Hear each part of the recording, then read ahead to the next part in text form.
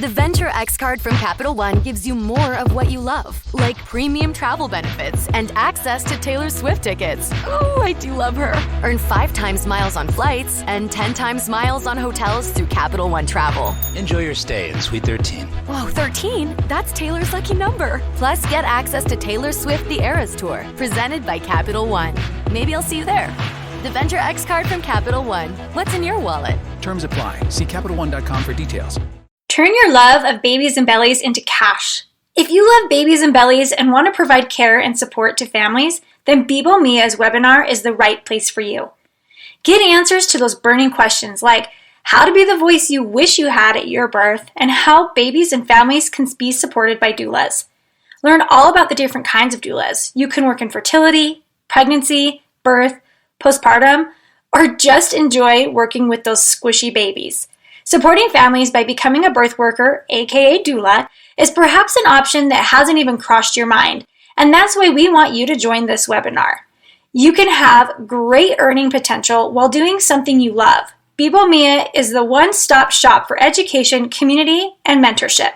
Reserve your spot today at bibomia.com/free webinar. Hello. I cannot believe 2022 is almost over.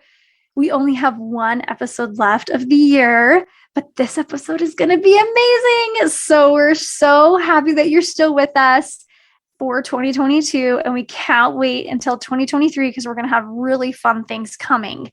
So I want to share with you, you've probably heard a little bit in the past that I've been having some co-hosts on the show, and it's so fun to have different voices and people from all over the world sharing reviews and being involved in these stories. And these are all our certified birth doulas, which is really fun, and birth workers.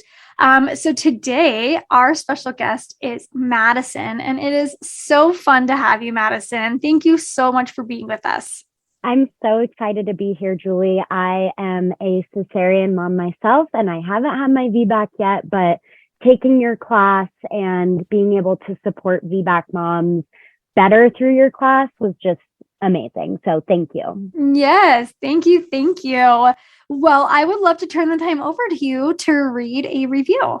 Yeah, so this review, the title is Confidence Boost, and it is from a user named Music Feeds the Soul. I love that. Mm-hmm.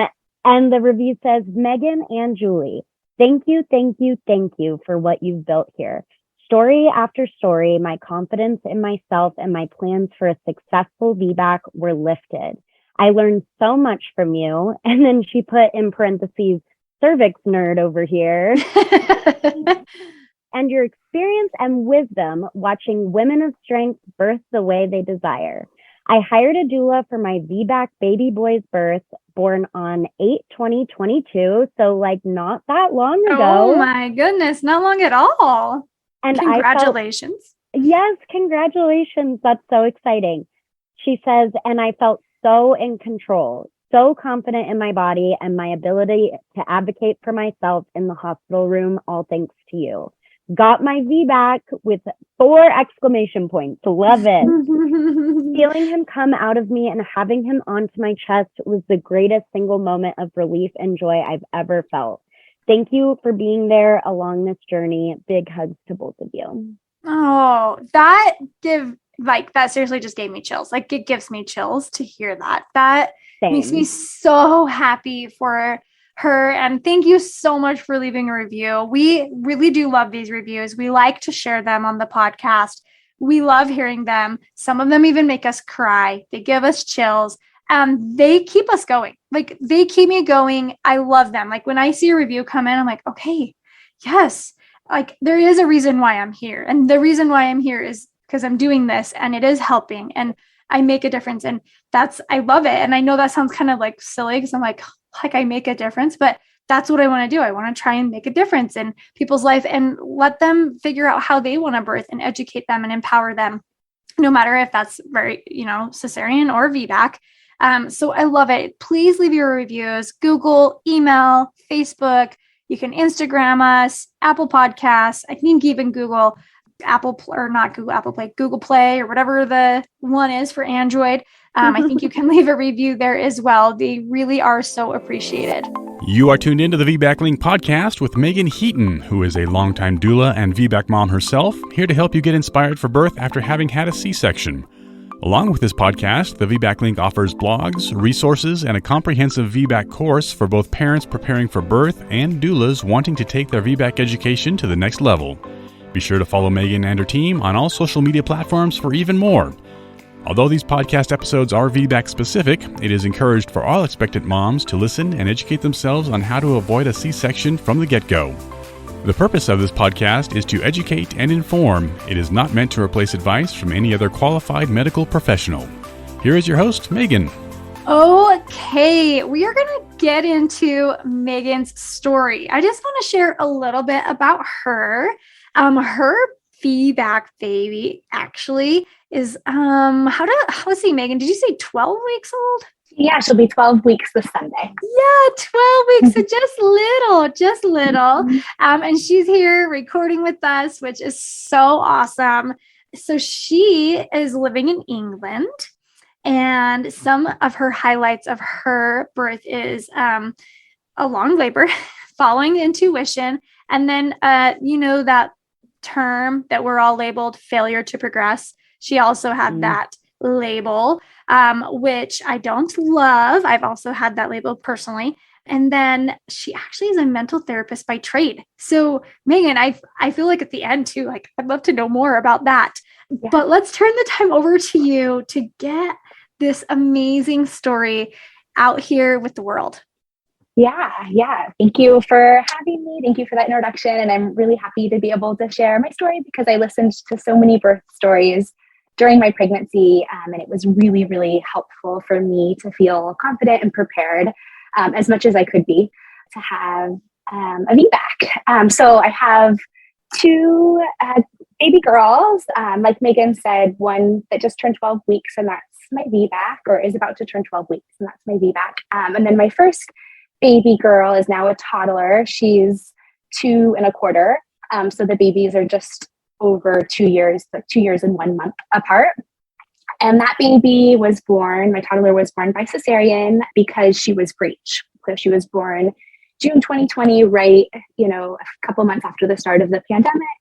And she was breech throughout the entire pregnancy. And actually my husband was born breech. So I just kind of had a hunch throughout the pregnancy towards the end, especially when it started to be more of a concern to the OB that I was seeing that she was going to stay breeched.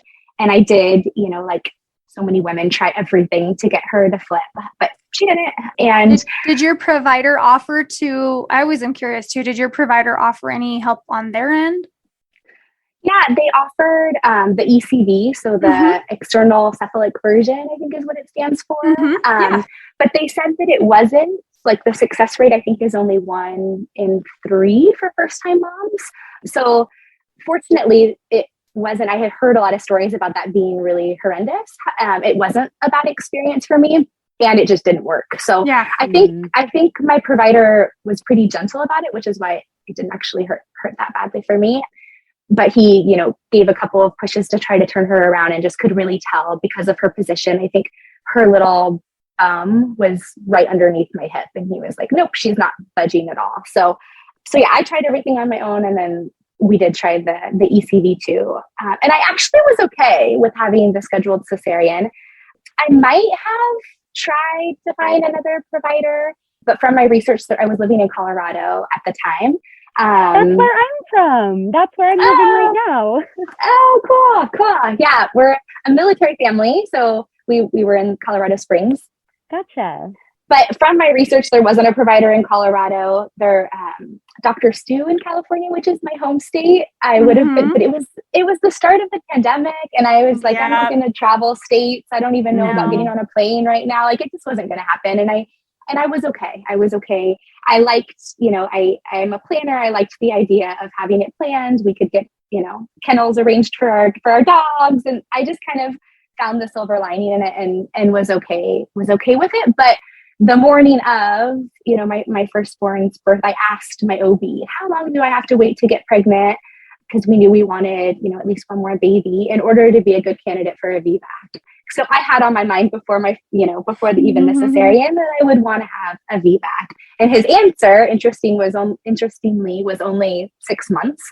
So I was surprised to hear that, my babies, are much further apart than that. But I know that's a big question that a lot of women do ask, is how long do I have to wait in order to have a VBAC? And he said just 6 months. Well, and there are different studies out there. So that's the crazy thing, is some of them say like after 6 months, there's no difference. And then some people say, oh, if it's before 18 months, it's, really high. So it's kind of interesting, like how provider to provider, you'll find that different number. Yeah. Yeah. I thought it was interesting. He seemed like he was a pretty conservative. He wouldn't have even entertained the idea of a vaginal breech birth. Like he seemed pretty traditional. He was kind of an older provider. So 6 months and he seems like he was conservative too. So, the cesarean was a good experience for me. It really wasn't bad. There was nothing about it. Even the recovery, went well. It is kind of a strange thing just to 1 minute. It's like, it's so fast, and now here's your baby. Like they just kind of produce this baby from you. So that part, was a little bit strange. And I didn't feel super connected to the birthing experience. And I thought, maybe that had something to do with it, but it wasn't bad. There was nothing about it that was bad, and like I said, even the healing was fine. It took me maybe about 3 weeks to kind of start to feel, more myself and like I could move without pain. I did have hypertension during that pregnancy, gestational hypertension, and it came back postpartum. So that was like a little complication, but that wasn't related, I don't think, to the cesarean at all. Venture X from Capital One is the travel card for people always asking, Where next? you earn 10x miles on hotels and rental cars, and 5x miles on flights booked through Capital One Travel, and 2x miles on everything else you buy with Venture X. Plus, receive premium travel benefits like access to over 1,300 airport lounges. The Venture X card from Capital One. What's in your wallet? Terms apply. See CapitalOne.com for details. So moving on to the VBAC, the birth that I'm, most interested in talking about today. So got pregnant when my firstborn was, I think, about 15 months.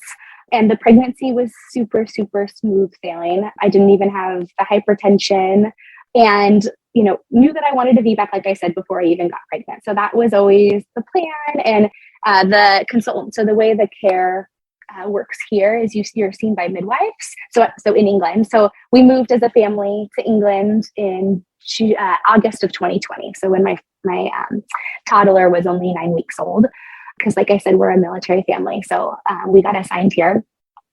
So the care does look quite different here in the UK, but it's midwifery led. But you're seen by a doctor if you have any risk factors, and having a previous cesarean is considered, one of the ones where I would need to be seen by a consultant, is what they call them. I don't think they're considered obstetricians, but by a doctor. So I was talked about my birth plan at 12 weeks during that first ultrasound that they offered, and they said that they would be supportive of the VBAC. So that felt really good. And then, around kind of the middle of the pregnancy, my husband and I started to talk a little bit more about the birth plan, and I started to have some anxiety about who was going to watch our toddler while we had the baby, since we're here and don't have any family here in England. And my husband suggested and kind of started to almost push the idea of a home birth, which really surprised me from him. I didn't even think it would be something that he'd be comfortable with. So for it to be his idea came as a surprise.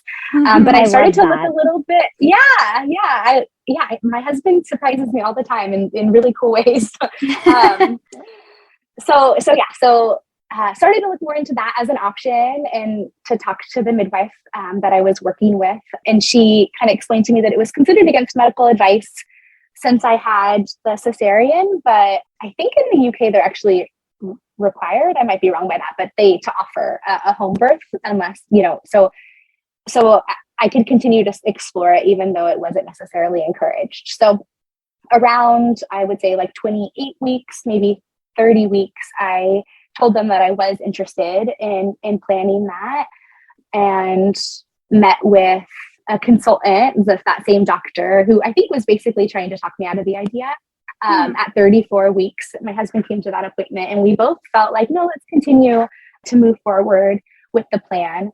So one of the things that I think is really beautiful about the way that they do birth here in the UK is that while there's not continuity of care necessarily in terms of like seeing the same doctor or the same midwife every time I had an appointment, there is continuity of care in terms of if I had planned a home birth and then at any point even decided, so if I woke up, the morning that I went into labor and said, no, I want to go to the hospital, I could easily just go to the hospital. So I liked the idea of planning the home birth because it gave me the option of having a home birth and I could change my mind at any point versus if I hadn't planned the home birth, I couldn't wake up and decide, no, I just want to have this baby at home today and have the support of the midwife. So if that makes sense. So I wasn't necessarily kind of dead set on like I said, it was kind of more my husband's idea of having a home birth. But some of the things that did appeal to me about it was one, I knew that I would have some more flexibility of staying home longer with my toddler. And, if I felt like, her being around me when I was in labor wasn't scary for her or a distraction for me, then she could even stay. Like I heard a lot of beautiful stories of women having their babies in the middle of the night and then their toddler wakes up and gets to meet the baby and never has to even go anywhere. So that appealed to me. And then also I really wanted a VBAC. I was really set on the idea of a VBAC, even though the cesarean wasn't a bad experience for me. It was just an experience that I wanted. And from the research I had done, you were much more likely to be able to have a successful VBAC if you stayed at home. If you originally planned a home birth, even if you didn't end up giving birth at home. So I knew that it would help me to avoid kind of that cascade of interventions kind of earlier on. So that was another reason why I wanted to plan the home birth. So I moved forward with the home birth, even though it was against medical advice, which felt, there were a lot of decisions that I made throughout this pregnancy that felt pretty gutsy for me because I'm pretty compliant rule follower. I don't like to ruffle feathers. Like I kind of go with the flow. So it felt courageous for me to be, taking a stand against these different recommendations and, educating. It feels off, right? It can, especially towards the very end, when providers, so I'll just share here too, my baby, so it was against medical advice because for the home birth because of the cesarean. And then also towards the end of the pregnancy, I started to have some growth scans actually because I was measuring big. My fundal height was measuring big. So they sent me for a growth scan and then the baby was actually small. So the baby was measuring small for gestational age. And that was the thing where I'm like, I wasn't actually concerned about the risk of uterine rupture for me. But once they started, because I just wasn't like, that just wasn't really a concern for me. I had this feeling that wasn't, you never know for sure, but I just didn't feel like that would happen. But once they started to tell me that my baby was small and I had a provider tell me like sometimes small babies are more fragile and I have a hard time tolerating, that was when I was like, really started to question my decision because I can feel, I just turned 35. I have 34 years on this planet to build confidence in my body's capabilities, but my baby is just brand new, So anyways, but even at that, I had this feeling that my baby was fine and continued to move forward with, the planned home birth because she was continuing to grow. Well, so it's just this balance where you don't want to be reckless and you don't want to be overly confident when, I at least wanted to be cautious and wise. I didn't want to, just be stubborn and, like I said, reckless. But I also knew deep down that everything was fine and didn't want to be, scared into making a decision that didn't fit for me. So yeah, it kind of went against my character a little bit, and I'm glad that I planned things the way that I did. But yeah, it definitely did, take digging deep in terms of like that courage piece. So, okay. So kind of starting with, I think I shared everything about the pregnancy that I wanted to share. So it was really the baby being small for gestational age and then the cesarean that were like kind of the two complicating things in the pregnancy. Can I ask a question really quick? Sure. Yeah, please. What was like the percentage of growth restriction? Like did they say? Yes. So had the first scan at 34 weeks, and because of the position of the baby, so the sonographer, did the measurements, and then I went back into the waiting room and then came back and grabbed me and wanted to remeasure her head, because she said because of her position, because she was head down, which was wonderful to hear, she couldn't get a great measurement of the head. So the head was measuring several weeks behind. So at that point, she was at the third percentile, which is when they start to consider it growth restriction. And so they had me come back every 2 weeks. And then from, 36 weeks and onward, she was maintaining at the 10th, right around the 10th percentile. It was like 8th percentile, kind of 9th percentile. And then the last one, it was right at the 10th percentile. So she was just barely considered growth restricted, or sorry, not growth restricted, small for gestational age. So there is a difference between being growth restricted and small for gestational age. And she was continuing to grow. So when I because I did talk to the home birth midwife team about these different concerns, and they said, one, we're not concerned about your cesarean scar at all. That doesn't worry us.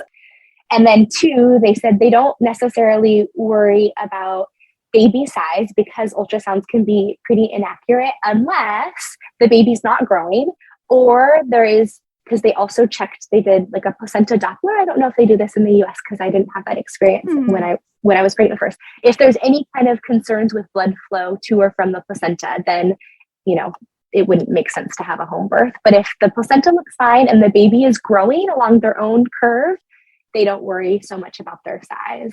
Yeah, and totally. I actually did feel like having a smaller baby in the end set me up, I think, for more success with having a VBAC, because, she was smaller and she came out very cone-headed, which I was grateful for. So I think she did her part to make sure that, she would be able to be born vaginally. But one provider did tell me sometimes smaller babies can have a more difficult time tolerating labor. And that was probably the one thing that I heard that made me feel most nervous about planning the home birth. But I knew, like, if I at any point didn't feel comfortable with it, I could go straight into the hospital, and was not dead set at all on staying home. So, and can I just say that I see that a lot, like the difference between how midwives explain risk and how OBs explain risk. Like, I feel like OBs sometimes try to pull on your heartstrings a little bit to get you to sway one way or the other, where like it sounds like your midwives were like, this is the reality and you get to make your own decision. Yes. And I appreciated that. I felt very supported by the midwives, very supported.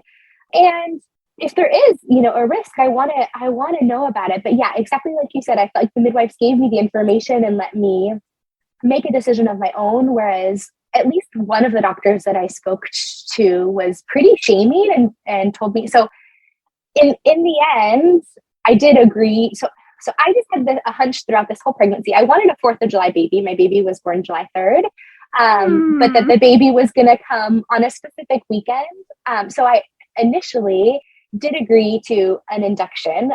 They recommended induction at 39 weeks for small for gestational age. So I kind of felt pressured, honestly, into scheduling this induction at my last appointment.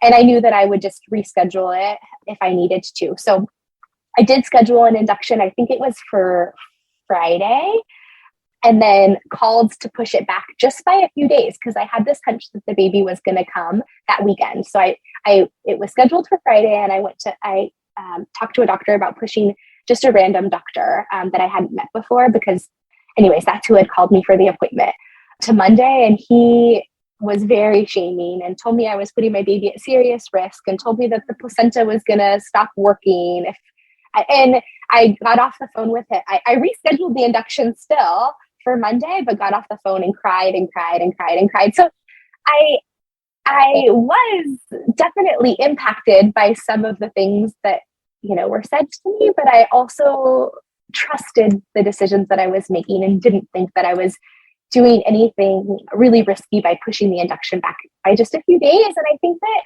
something that does bother me is that there's a lot of conversation about the risks of not acting, but there's not a lot of discussion about the risks of acting. And so in my mind, if small babies do have a hard time tolerating labor, then what's it going to be like for her if I get induced? To me, that seems a lot more aggressive. If I'm deciding when she's going to come and maybe she's not ready yet, maybe she wants a little more time to grow. And then also just the different methods of induction can be more aggressive and more difficult for a baby. So there was a lot of, like I said, information thrown at me on, how it's, risky and not smart to not act, but no information about the risk of induction really was given to me. At least verbally, I was given some pamphlets that I could look through, but I think that's a big piece that's missing. And I get that that's, from a place probably of providers protecting themselves, from like a liability perspective. But I do wish that I just wish that I hadn't been shamed, because I spent a lot of time during my pregnancy educating myself. And I just really do feel for women who maybe haven't done that, or maybe, and I did feel as confident as I could about the decisions that I was making. And for someone else in a different position where maybe they hadn't educated themselves or didn't feel as confident in their decision or their knowledge, I think they would have been in even a more vulnerable position. And I just think it breaks my heart that doctors do talk to women in such a vulnerable time in their lives, the way that I was spoken to. Yeah. So Absolutely. Anyways, that was my biggest kind of complaint towards the end of the pregnancy. Otherwise, I felt like I was empowered so the consultant that I was working with throughout the pregnancy was the same provider. It was just happened to be kind of a random doctor that called me on this one day. And even I didn't really like his style, but even he, I felt like was like, okay, you're going to do what you're going to do. And at the end of the day, we're here to support you. So I did, appreciate that doctor for that fact. So the recommendation is for induction at 39 weeks for babies that are small for gestational age. But by the time I had gone to the doctor for that final growth scan, I think I was 1 day shy of 39 weeks. And so that doctor and I decided to schedule an induction for when I was 40+1, because I was already at 39 weeks. And I was like, my baby's growing fine. Like, you want me to come in for an induction tomorrow? That doesn't make any sense. So he agreed, let's schedule it for 40+1. Let's do a lot of, they call them stretch and sweeps here. I think maybe they're called membrane sweeps in the US. I don't know if there's a different term, but stretch and sweeps. Let's do as many as possible between now and then have you come in at 40+1. And so I went in for my first stretch and sweep when I was 39+1, and the midwife told me, you're not dilated at all. We can't even do a stretch and sweep. She tried, and it was actually really uncomfortable because my body wasn't ready for it at all. And I started bleeding right after that, and I continued to bleed actually until my baby was born. So I just continued to kind of spot. So did hearing that you were not dilated at all, did that mess with your mental state at all? Or did you know, like, this doesn't necessarily mean anything? Both. It definitely messed with me. And that, like, the cervical checks, my whole labor turned into my head game for me. And the cervical checks did not help at all. But I also did know that, cervical checks aren't a crystal ball. I could go in, that it didn't necessarily mean anything about how things would look in the future, but it still was discouraging. But yeah, so I started spotting, started cramping, started having menstrual cramping kind of throughout the weekend. And that's when going back, having the induction 1 week from then felt too rushed, because I was like, look, my body's not even ready for a stretch and sweep. How am I going to fit in all these stretches? He wanted me to have 2 to 3. How am I going to fit these in? It was really uncomfortable for me. And the fact that I bled, didn't feel good for me either. So I was like, I'm not going to schedule one for Monday. I don't feel ready. So I scheduled another one for the following week. And that's one of the reasons why I pushed the induction back, to the Monday, to when I was 40+4, I think is what it was. Anyways, so went back on Friday. So Thursday night, so when I was on my due date, I started to have contractions. I was having cramping all week, but I started to have contractions that felt rhythmic. So from 1 a.m. to 6 a.m. on Thursday night, so I guess it was Friday morning, I was up having contractions every 10 minutes that were lasting about a minute. And they weren't, painful. They got my attention and they kept me up. I was awake for that whole time. But I just put like a heating pad on my back. It was like kind of intense menstrual cramps, really. But they were rhythmic. So I woke my husband up that morning and was like, look, we're having our baby today. Are you ready to have a baby? And was really excited. And then they fizzled out. So it's basically, as soon as I announced that the baby was coming that day, they stopped completely. And so I went back in that was the day that I had scheduled that second stretch and sweep. I went back in the early afternoon for that. And this is when it was even more discouraging. And the midwife said, in this last week that you've been having all this cramping and you had these consistent contractions, last night, you're still, 0. I still can't even do a stretch and sweep for you. And the method of induction that I had talked to my consultant a bit about that I was the most comfortable with was the Foley bulb. And I asked the midwife at the time, like, could you even, because Friday was my original date of having the induction scheduled, so could you even place a Foley bulb, like right now with me not being dilated at all? And she said, no. Like if you were to have come today, no, we wouldn't have even been able to place a Foley bulb. So that was kind of validating. It was discouraging to hear that, but also validating of my decision not to have the induction scheduled for that day, because I think I would have just, had everything packed and then just turned around and gone back home, because I don't think I would have agreed to another method of induction at that point. So that's Friday, still not dilated at all. And I was confused because I had all these, what I thought were these contractions. And so the midwife asked me, like, were you feeling the contractions mostly in your back? And I said, yes. And she said, because I think because it looks like your baby is sunny side up. So OP, I think is what it is, like a posterior. Anyways, it faced the wrong way. And that was really discouraging to hear, because my first baby was breech. And I was just like, what's with me with these babies that aren't in the right position? And so it kind of sounded like I was having back labor and it wasn't productive at all because my baby wasn't in the right position. So went home, kind of a normal evening, except for the fact that I was exhausted because I had been up for 5 hours the night before and hadn't really slept, since 1 a.m. So I told my husband, and I knew that I was going to be having a baby, in the next week. So I told my husband, I need to go to sleep at 7 p.m. So he put my toddler down for bed, and I did. I went to sleep at 7 and woke up at midnight with, very similar to the night before, these contractions that weren't super intense, but were rhythmic and coming in a pattern. And I had I hired a doula. I didn't mention that, but I had talked to her about the fact that the baby was in a bad position, and she had suggested some things to get her into the right position. And one of the things that she suggested was curb walking. So this is going to make me sound like a crazy person, but when I had insomnia during the pregnancy, I live in a very safe neighborhood. I would sometimes get up in the middle of the night and go on walks. And I had like an urge to do that this night too. So at midnight, I got up and went and walked around my little village and did curb walking while listening to the VBAC Link. And it actually, in hindsight, because my labor was so long, maybe wasn't the wisest choice to be exercising essentially before this marathon that I was about to do. But I also don't regret it, because it was actually it's a really nice memory of just me kind of alone. I was talking to God, talking to my baby and telling my baby, look, I'm ready for you to come. And I was listening to the VBAC Link, like I said, and my mom even called me because there's this time difference. And I talked on the phone with her for a little bit, and it was kind of sweet.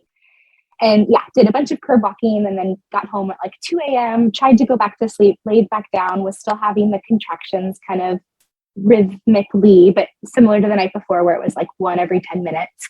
And then I heard a little pop sound, which I would not have heard if it was during the day, but since it was, at night and I happened to be awake, I heard a little pop sound. This was at 3:30, and then went to the bathroom and couldn't tell if I was peeing or if I was leaking fluid. But then, went again, and it was kind of becoming more obvious that I was leaking fluid, but it was just a trickle.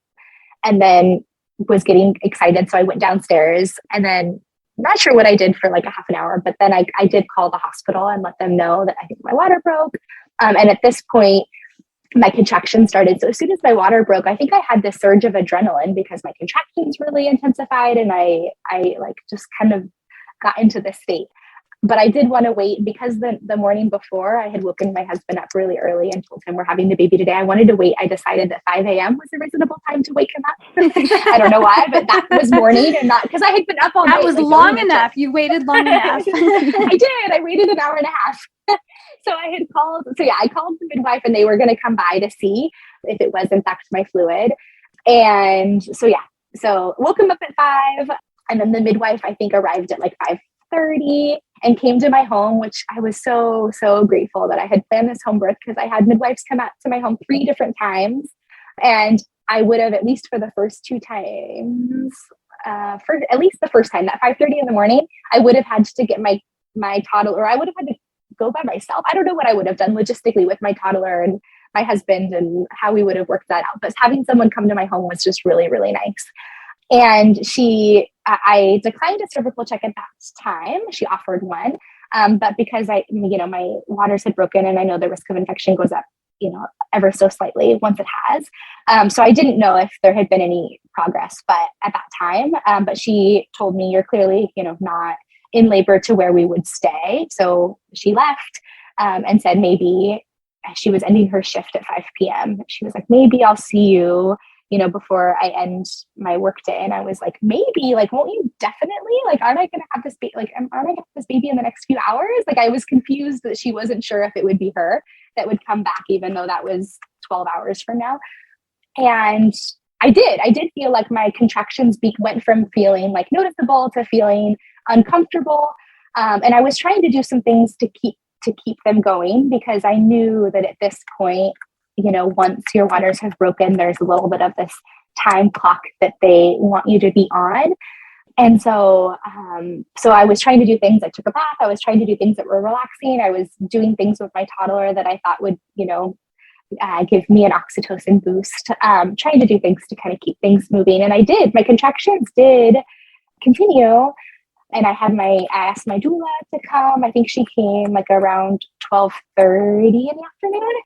And as soon as she arrived, I don't think it had anything to do with her because she was wonderful and I felt supported by her. I think it was just something about like maybe having someone new come into my home or something. I felt like I was like, I started to kind of talk with her and my contractions kind of slowed down. I was still having them, but they weren't as consistent. So things did kind of start to stall there.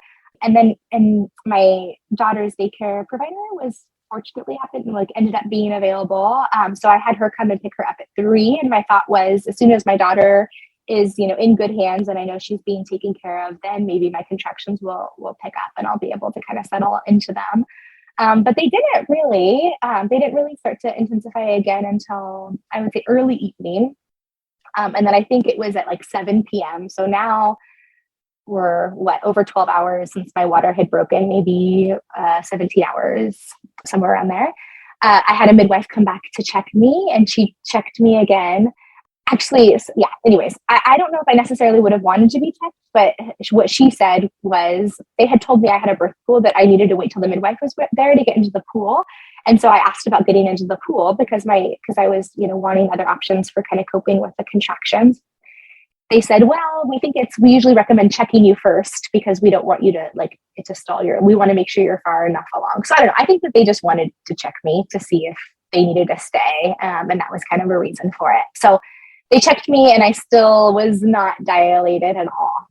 And I was so discouraged. I was like, what is my body doing if it's not having it? Like if this isn't moving forward. And I was tired at this point and starting to feel, I think, more of that pressure of this 3:30 a.m. deadline that was starting to feel kind of close to needing to go into the hospital. So she suggested that I rest, that I take Tylenol and try to rest. And I did take Tylenol and I did try to rest. But the only position that I was comfortable in during the contractions was on my hands and knees. So this whole time I would be like talking with, my doula, talking with my husband, and they would know that my contraction was coming because I would just collapse onto my hands and knees this whole time. That's what I was doing to cope with the contraction. That almost makes me think about position. Yeah. Asynclitic or something.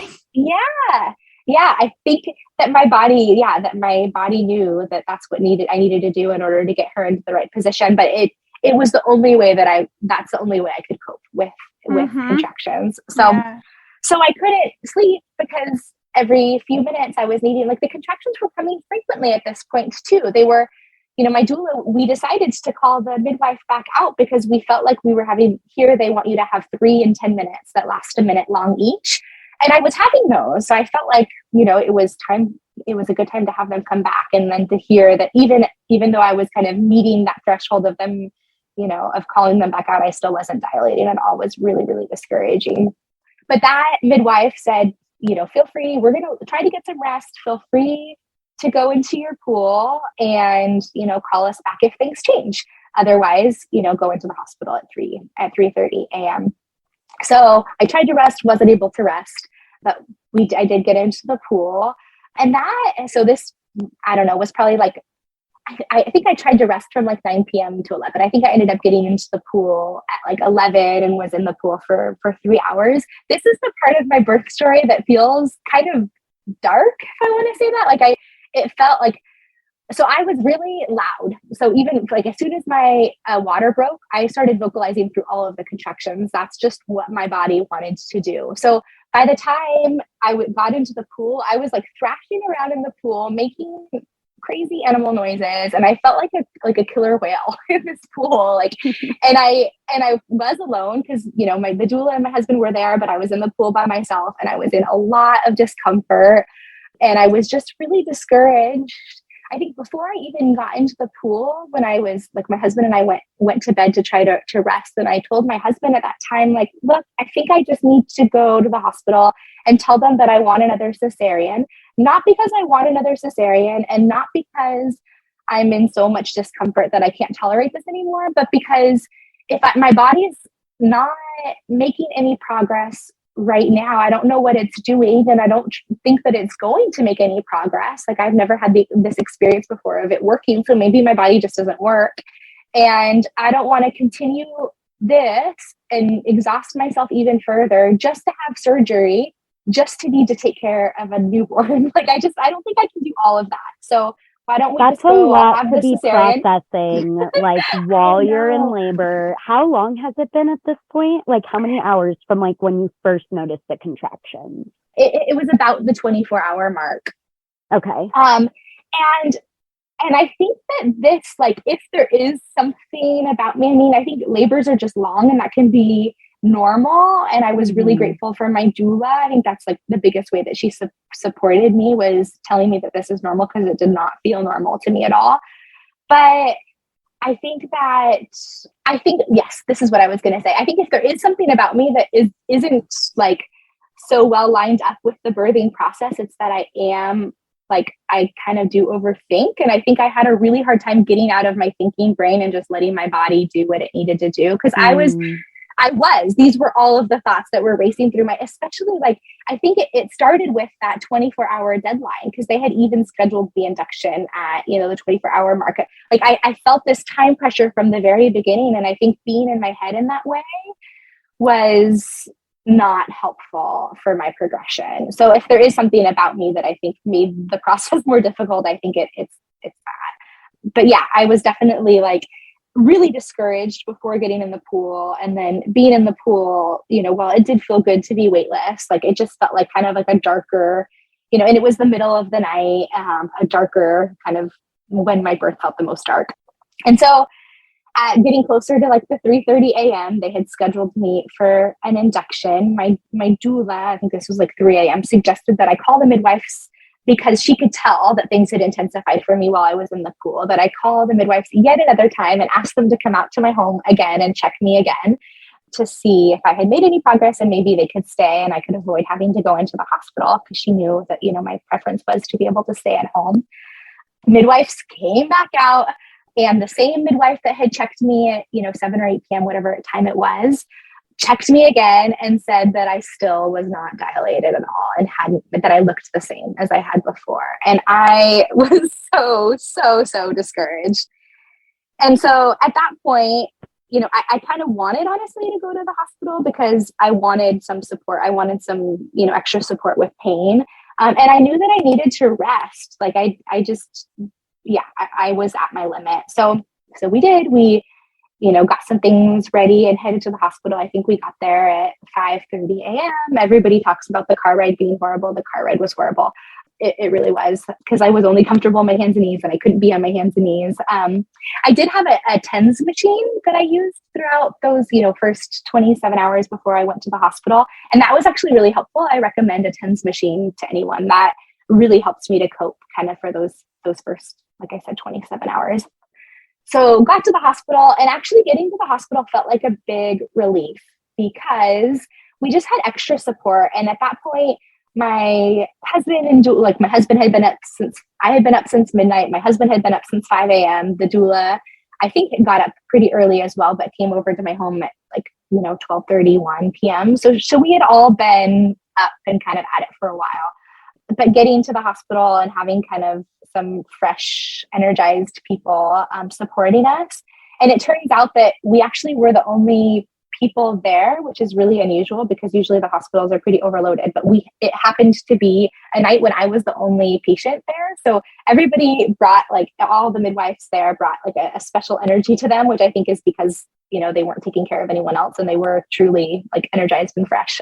So that felt good. They had the room set up for me with some pretty lighting, and it was the town that I live in, England, is known for having a really beautiful cathedral, and it had a view of the cathedral, and I just felt very welcomed and supported just upon arrival to the hospital. So that really helped. I was never against the idea of going to the hospital, but it felt like a turning point in the labor, kind of arriving there and having such a sweet welcome.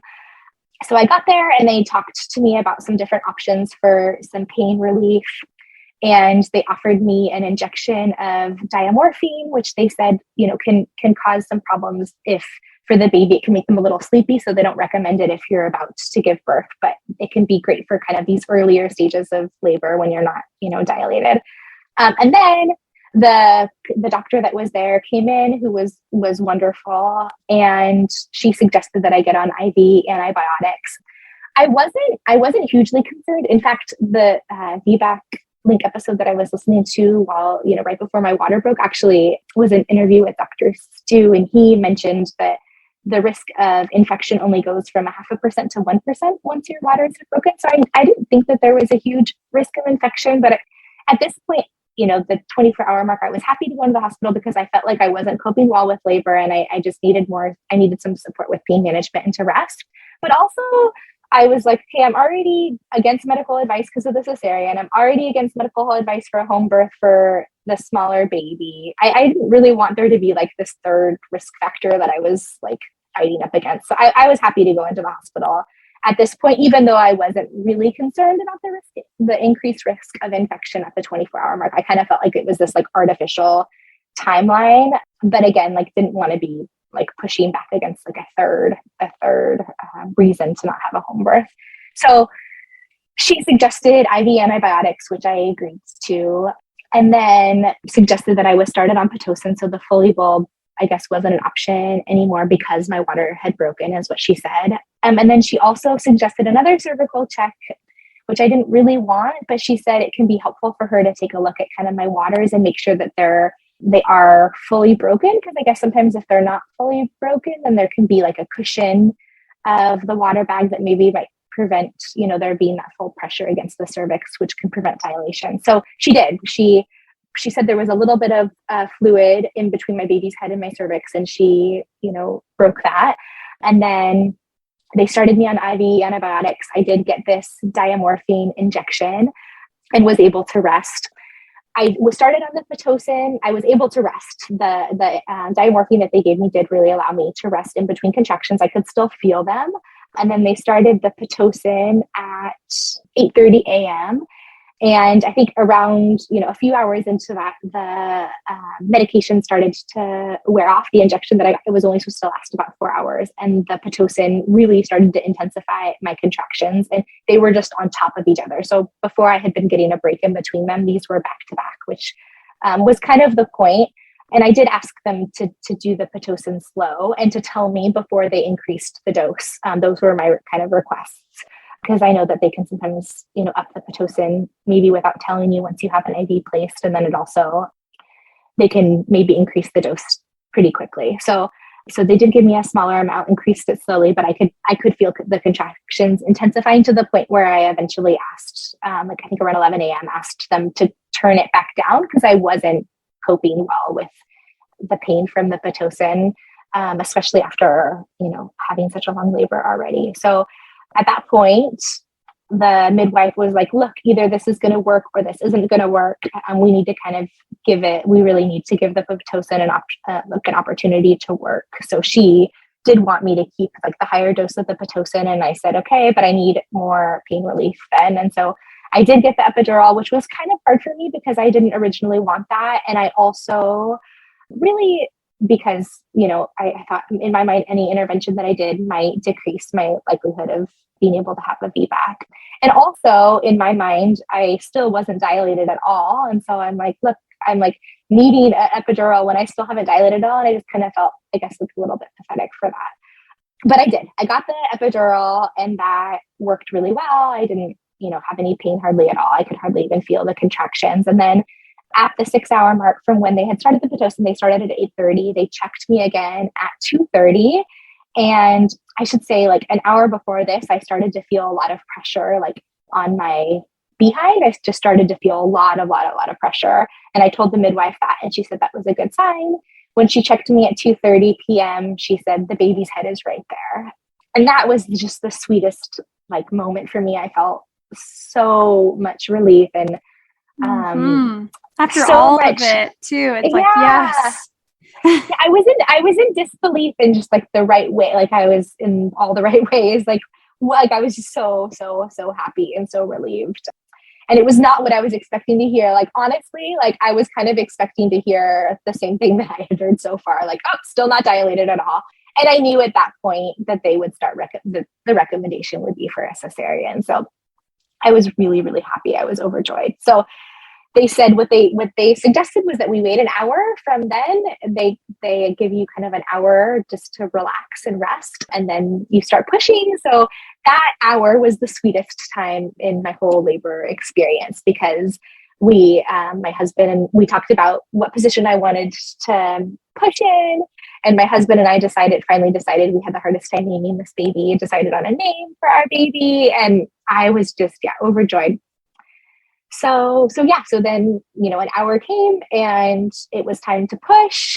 And I decided that I wanted to push in kind of a squatting position, because I had the hands and knees position, even though that was a position I wanted to be in the whole time, felt a little bit vulnerable for me. I don't know, all these people being behind me, I kind of wanted to see what was going on. So I wanted to be facing forward, and I wanted to be squatting. And the pushing phase so I did have the epidural, although I had a really low dose. You can do clicks of it. And I had done the first 2 clicks, but hadn't done it in a while. So I was able to feel the pushing, but it didn't feel painful for me. Could have been because of the anesthesia. Could be because I was in someone where that actually felt like a relief. Because I know that's the case for some women, but this was the frustrating. So one of the frustrating things about being in the hospital is that they call them CTG monitors here. It's the non-stress test bands on your tummy that they wanted me to have the whole time. But because I was on my hands and knees throughout the birth, they kept shifting around, and then they'd be concerned about losing the tracing on the baby. Anyways, so when I was pushing in the squatting position, I was leaned forward and the monitor shifted. And so while I was pushing, they started to have some concerns about the baby's heartbeat, even though I think it was just that it shifted and it started to pick up my heartbeat instead, because after the baby was born, that's what they told me it may have happened. But there was this drama around the pushing phase of this baby, we need to get this baby out right now. They were suggesting episiotomy, they were suggesting forceps, and it just felt this huge sense of urgency. And they called they called the doctor in, and all these people were rushing in. And I wasn't super concerned, about my baby's well-being in that moment, but I also was like, I know that I need to get this baby out. So I did. I pushed her out in 20 minutes, I think it was. She came pretty quickly, and that was exhausting after everything I had been through. I'm so grateful that I had the rest that I had from both the pain relief that was injected and also the epidural, because even though, there's parts of me that doesn't like the fact that I needed the pain relief, I think in the end I needed that rest in order to be able to effectively push her out as quickly as I was able to, because it was such hard physical work to push her out. And I felt like I needed to do it really quickly. So, but yeah, she came. She was born at 4:14, came out. She was 6.5 pounds, a little super, super skinny thing. And she's the sweetest baby. She's the very, very sweetest baby. And I felt so grateful to be able to have the VBAC and so much relief, that she was okay after everything. And the doctor who came into the room when they called him in, I think also knew that the monitoring was just kind of funky, because he told me in the moment, even before he got fully involved, that my baby was fine, and winked at me and gave my husband a thumbs up. And so I was grateful for, even within some of the panic, of the pushing phase and of really the whole pregnancy and the whole birthing experience. I was, grateful for the calm and the peace that I did experience throughout it all. And yeah, she was perfectly healthy. They, I guess, test the blood of the placenta to make sure that she wasn't oxygen deprived more than they would expect a baby to be. And she wasn't. So they didn't have any concerns with her after she was born. They didn't have any concerns of infection for her. The cord was wrapped around her neck multiple times, and her whole body. I had the longest cord the midwife had ever seen, and she seemed like she had been practicing for a while.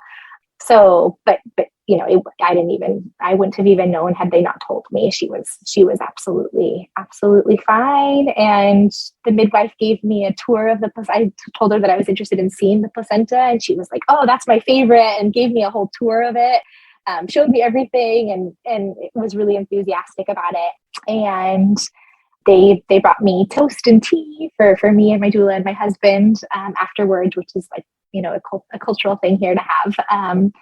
And that, was just really also a really sweet moment. And the baby, tried to get the baby to latch right away. She just was with me the whole time. We didn't have to be separated at all. And yeah, it was a good experience in the end. There are some things, looking back, that maybe, I would have liked to do differently, or I might do differently next time. But in the end, I was processing some of this with my husband just last week, kind of in preparation for knowing that I had this interview. And my husband was like, "But look, we got what we wanted." And that's true. Even if maybe I needed more pain relief than I wanted, or there's different things that maybe were a little bit more chaotic or dramatic, in the end, we got what we wanted. And there are more things about my birth experience that, that I'm happy with than maybe parts of it that I wish, maybe were a little bit different. So in the end, it was good. Yeah. I love it. Sometimes those ends, when they're it's I got to do this right now, they can kind of be really intense, intense.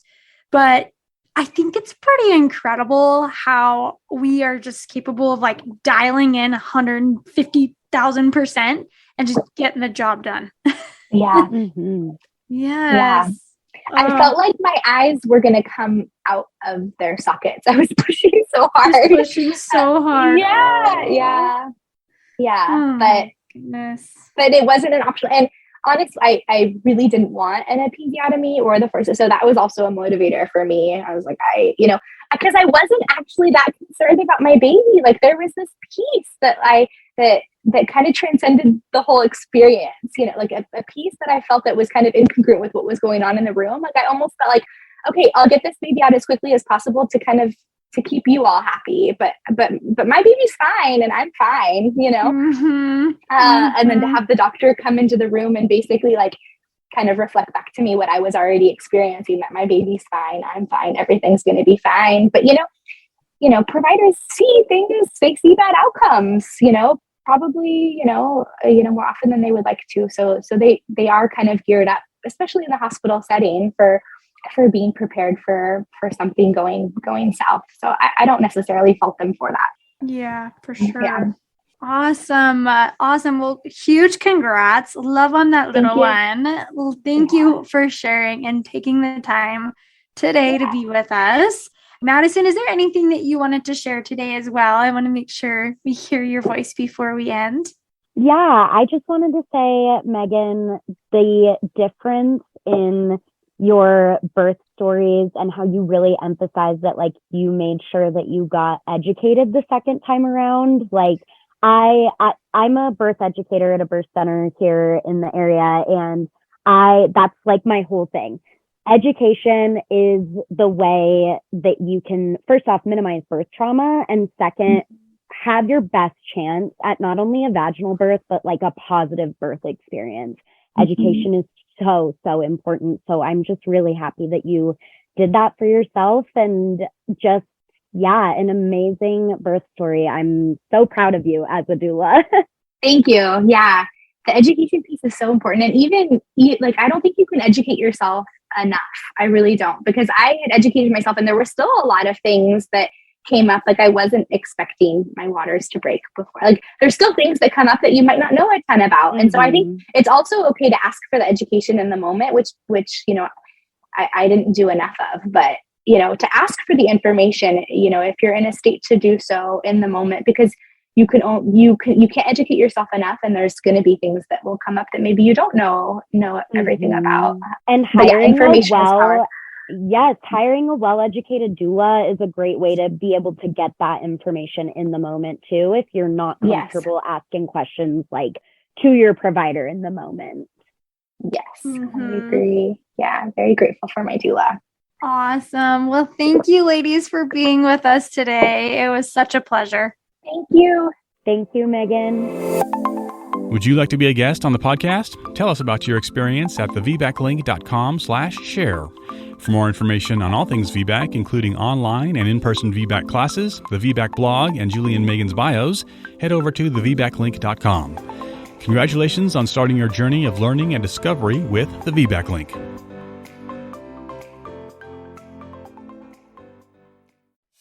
Venture X from Capital One is the travel card for people always asking, Where next? You earn 10x miles on hotels and rental cars, and 5x miles on flights booked through Capital One Travel, and 2x miles on everything else you buy with Venture X. Plus, receive premium travel benefits like access to over 1,300 airport lounges. The Venture X card from Capital One. What's in your wallet? Terms apply. See CapitalOne.com for details.